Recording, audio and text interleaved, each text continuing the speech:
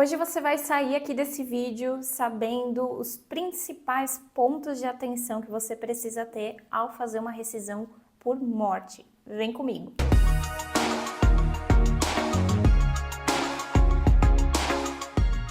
Olá, eu sou a Lilian, criadora aqui do canal e da página Coisas de RH, e aqui no YouTube eu me dedico a entregar conteúdos gratuitos para te ensinar a descomplicar o DP na prática. No vídeo de hoje você vai aprender sobre a rescisão por morte e o que você precisa se atentar na hora de fazer esse processo juntamente com os cálculos. Eu vou te mostrar como não errar na hora de fazer essa rescisão e quais são os pontos de atenção que você precisa ter.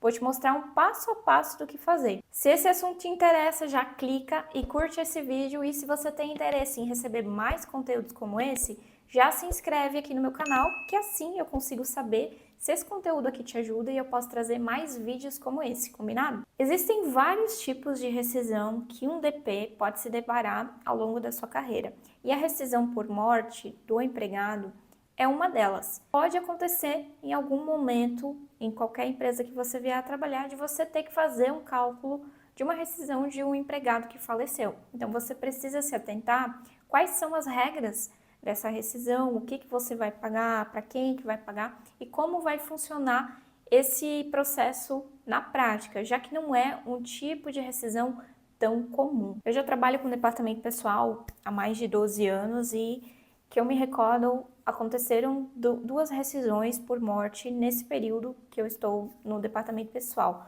Uma delas, eu lembro que a empregada estava doente e ela veio a falecer, e a outra foi uma situação bem inusitada, digamos assim, porque a pessoa estava muito tempo afastada e não se sabia mais notícias dela. Eu entrei em contato para saber como que estava o afastamento e aí eu descobri que a pessoa já tinha falecido fazia um tempo. Era uma empresa que trabalhava à distância, então não tinha esse contato ali, e acabou que se perdeu essa informação e a pessoa já tinha falecido e não tinha sido feito o processo de rescisão por morte dela e o encerramento desse contrato. Então é importantíssimo você sempre ter um acompanhamento, né? Quando podem acontecer acidentes, nem sempre você vai ter controle disso, né? Ambos os casos que eu peguei, as pessoas já estavam em tratamento e já se sabia que elas estavam afastadas.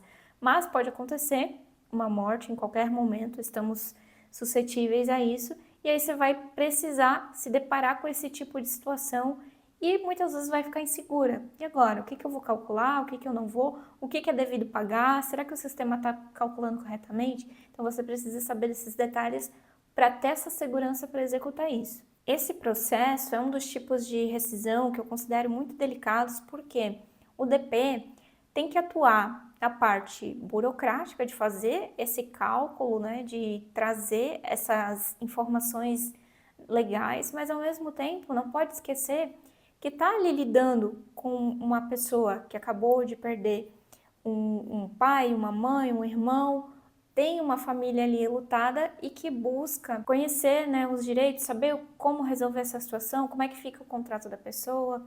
Muitas empresas, a maioria delas vai ter seguro de vida e o DP vai precisar também auxiliar nesse processo. Então, antes de pensar apenas no operacional, a gente sempre precisa entender que tem ali um ser humano que está passando por isso e faz parte do nosso trabalho orientar com empatia, né? E eu digo isso porque eu já vi casos que a pessoa ligava, que tinha dúvida e era super mal atendida, tanto pelo RH quanto o DP. E a gente não quer que isso aconteça, certo? Todas as rescisões, existem pelo menos 9 tipos de rescisões que você pode fazer no departamento pessoal. E cada uma delas, embora a maioria das verbas seja parecida, vai ter a sua particularidade. No caso da rescisão por morte, é muito comum ter dúvida no que o empregado tem direito a receber, no caso, os dependentes daquele empregado que faleceu, e como fazer esse processo acontecer na prática. A primeira coisa que você precisa se atentar é que quando você for calcular uma rescisão no sistema, ele vai ter que trazer essa opção também.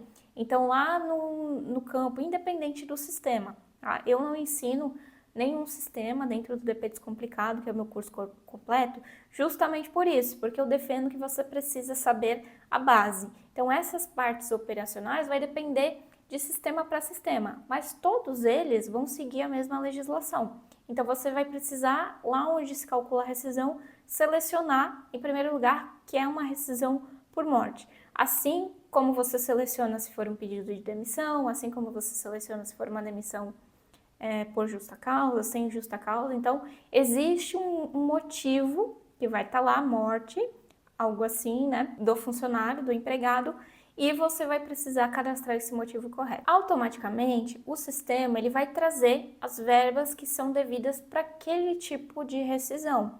E aí entra a segunda parte, que é você saber identificar quais são essas verbas e se ele está trazendo corretamente. Por quê? O sistema, ele é parametrizável. Então, se você for lá nas configurações do sindicato, nas configurações dos cálculos, enfim, informar uma situação, ele vai calcular com base naquela situação que você informou. Por isso que precisa saber a base legal e precisa entender o que de fato deveria estar trazendo para conferir se o sistema está calculando corretamente. Todos os processos que você fizer dentro do departamento pessoal, eles contêm 5 etapas. A primeira etapa vai ser a etapa da solicitação. Toda e qualquer situação vai surgir a partir de uma solicitação. Férias, vai ter uma solicitação de férias. Rescisão, vai ter uma solicitação de rescisão, né? Seja pedido, seja dispensa sem justa causa. Então, sempre vai existir, em qualquer processo, uma solicitação. No caso da rescisão por morte, o documento que dá início a esse processo vai ser o atestado de óbito. Então, a declaração lá de óbito, o atestado de óbito que a família precisa entregar para a empresa dar início a esse procedimento. A data da demissão vai ser a data do falecimento daquela pessoa. Então, isso vai constar nesse atestado de óbito e você precisa, primeiro de tudo, ter essa documentação em mãos para você começar esse processo no sistema de folha de pagamento e todos os demais processos que envolvem. Se é uma pessoa que recebia benefícios, tinha vale transporte, vale alimentação, você vai precisar ter esse documento para fazer o cancelamento. Plano de saúde é a mesma coisa, plano odontológico. Então, a partir da rescisão, você cancela todos os outros serviços que possam estar vinculados. Mas para começar o processo, vai precisar ter esse atestado. Então, esse documento ele precisa ser entregue para a empresa. Isso pode ser por e-mail, pode ser por WhatsApp, como a empresa definir, mas precisa ter, porque você não vai iniciar uma rescisão do nada, né? Sem ter ali a comprovação que de fato houve essa situação e você vai lançar. Esse documento ele vai ser como se fosse um aviso prévio, como se fosse o pedido de demissão. Então, essa vai ser a solicitação desse tipo de rescisão. A segunda etapa, a gente tem o lançamento, que aí é onde você vai lançar de fato. Se você manda a informação para a contabilidade, pode ser que você lance uma planilha, pode ser que você envie por e-mail e informe lá o que tem que pagar ou não nessa rescisão. Enfim, vai acontecer um lançamento em algum lugar. Vamos supor que você já lance direto no sistema, que você faça o cálculo onde você trabalha, você é a pessoa que faz o cálculo. Então, você vai lançar essa informação lá no sistema. Como eu falei antes, precisa ter esse motivo específico para esse tipo de rescisão. Aí lá você vai lançar os dados. Quem é a pessoa, quem é o empregado que faleceu, vai lançar a informação da data, vai lançar a informação do motivo. E se ele tiver algum outro lançamento que precisa ser pago, por exemplo, ia ser pago na folha de pagamento horas extras, ia ser pago algum outro benefício, mas vai acontecer a rescisão antes, então você precisa fazer o pagamento nessa rescisão. Essa vai ser a segunda etapa, a etapa do lançamento. A terceira etapa vai ser a etapa do cálculo de fato, que é você ir lá no botão do sistema e fazer esse cálculo. E junto com a etapa número 3, que é a do cálculo, vai vir a etapa número 4, que é a conferência. Ali você vai conferir se levou todas as verbas rescisórias corretamente, daqui a pouco eu já vou falar quais são essas verbas. Vai conferir se está descontando algo indevido, que não deveria. Vai conferir se está pagando também algo indevido. E isso vai aparecer lá no relatório analítico da rescisão. Conferido essa parte, você vai para a quinta e última etapa desse processo, que é gerar os documentos. Vai gerar lá os documentos da rescisão, vai gerar o arquivo para pagamento, se for o caso, vai gerar formulário para seguro de vida, o que for pertinente ali dessa rescisão, você vai fazer a geração. Então, veja, isso vai acontecer com todos os processos, mas falando da rescisão por morte, é assim que você vai executar essa etapa lá no momento que acontecer esse tipo de situação. E quais são as verbas que são devidas numa rescisão por morte? O dependente, quem vai receber essa rescisão, esses valores de rescisão e o valor de FGTS, vai ser o dependente legal daquele empregado que faleceu. Esse dependente ele tem que ser legal mediante a Previdência Social. Então, vamos supor que, sei lá, que seja um irmão. Se ele não tiver uma declaração que de fato ele era o dependente daquela pessoa, ele não vai conseguir fazer esse saque dessas verbas. Eu já passei por uma situação, dessa situação ali que eu falei, que a pessoa tinha 2 filhos. E aí eles precisaram comprovar que de fato eram dependentes legais dessa pessoa.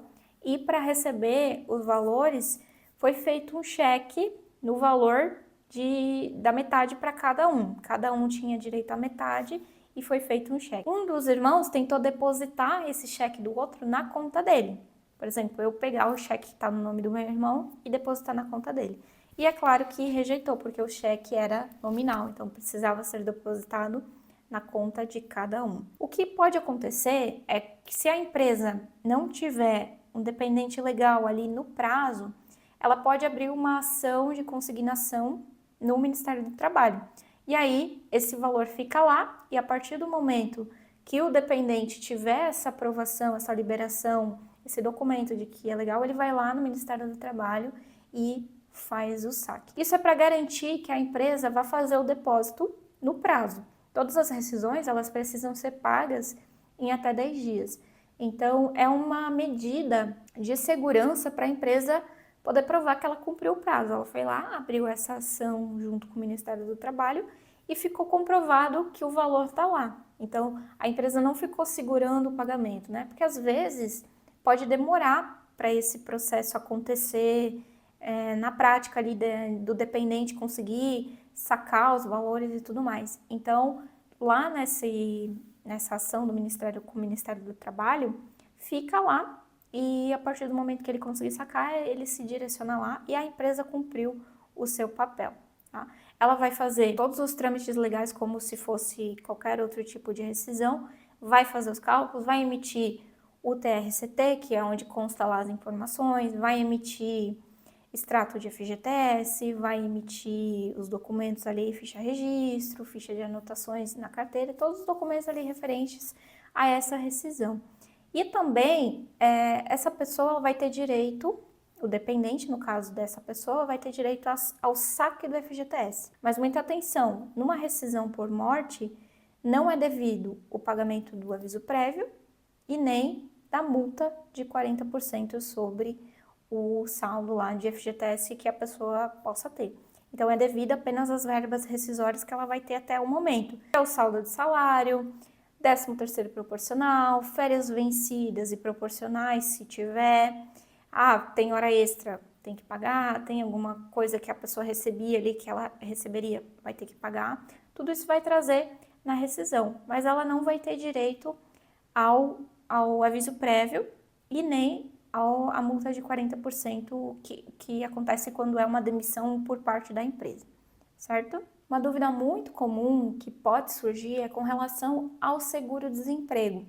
Se a pessoa faleceu, o dependente tem direito ao seguro-desemprego? E a resposta é não. Lá na lei que trata do seguro-desemprego, tem um artigo que diz que ele é um benefício intransferível, ou seja, ele não passa do empregado para o dependente dele. Então, nesse caso, o dependente ele vai conseguir sacar as verbas rescisórias ali, se tiver tudo comprovadinho, que ele é dependente legal e tudo mais, mas ele não vai ter direito ao seguro-desemprego. Então, esse benefício do governo não é transferível, né? É um benefício intransferível. Por isso que ele não vai ter direito. E muita gente tem essa dúvida. Eu já respondi várias vezes essa dúvida, por exemplo, lá no meu Instagram, porque não é uma dúvida boba, né? Vai que ele tivesse direito mesmo, mas não. Na lei do seguro-desemprego, diz lá que é um benefício intransferível, então ele só poderia ser concedido para o empregado. Ainda tem um ponto muito importante: se a causa da morte foi por acidente de trabalho, a empresa precisa emitir a CAT. Acidente ou doença relacionada ao trabalho, a empresa também precisa emitir a CAT. E isso pode vir a gerar uma ação trabalhista, algo nesse sentido, porque a família talvez vai querer entrar com uma ação, com uma indenização, algo do tipo. E aí você precisa também investigar se a sua empresa possui um benefício de seguro de vida e como que faz para dar entrada nesse benefício para instruir esses dependentes que possam ter direito. Geralmente a empresa tem o seguro de vida em grupo e aí vai ter algum tipo de indenização para aquele dependente, mas é pedido uma série de documentação e você precisa ter esse conhecimento, fazer essa tratativa junto com a seguradora que a empresa contrata para ver o que eles precisam. Você vai ter que mandar um monte de documentação, vai ter que mandar um monte de comprovação e aí eles vão instruir o DP e o DP precisa instruir o dependente a como fazer para dar entrada nesse pedido. Isso costuma ser demorado, não é nada rápido assim, geralmente demora, né? Porque é muito burocrático até eles comprovar tudo, mas esse é um passo que você vai ter que tratar diretamente com a seguradora que a empresa contratou esse seguro de vida ali e também precisa ter a apólice desse seguro para ver quais são as indenizações, o que está incluso, o que não está. Isso a seguradora também consegue fornecer para o dependente estar ciente e você também poder explicar. Como eu falei, esse é um tipo de rescisão que não é tão comum, mas pode vir a acontecer. Então você precisa se atentar a esse tipo de situação para saber como agir no momento lá se acontecer e principalmente seguir essas 5 etapas que eu falei para não se perder no processo, para evitar erros. Já é um momento delicado para aquele dependente, para aquela família que está ali tratando disso, independente de como que foi a causa dessa morte e tudo mais. Então é um momento delicado e o profissional de DP tem que estar preparado para atender com empatia e com segurança para evitar problemas maiores e evitar esse desgaste desnecessário, mais isso aí para aquela família que está ali já sofrendo com a perda daquele empregado que antes de ser um empregado da empresa foi alguém na vida dessas pessoas. Se o que eu te falei até agora fez algum sentido para você, me ajuda e curte esse vídeo. E se você quiser receber mais conteúdos gratuitos sobre o Departamento Pessoal da Prática, não esquece de se inscrever aqui no canal. Eu agradeço por ter você aqui comigo e se você quiser continuar aprendendo a descomplicar o DP na prática, eu recomendo o próximo vídeo que vai aparecer aí na tela para você. Um beijo e até a próxima!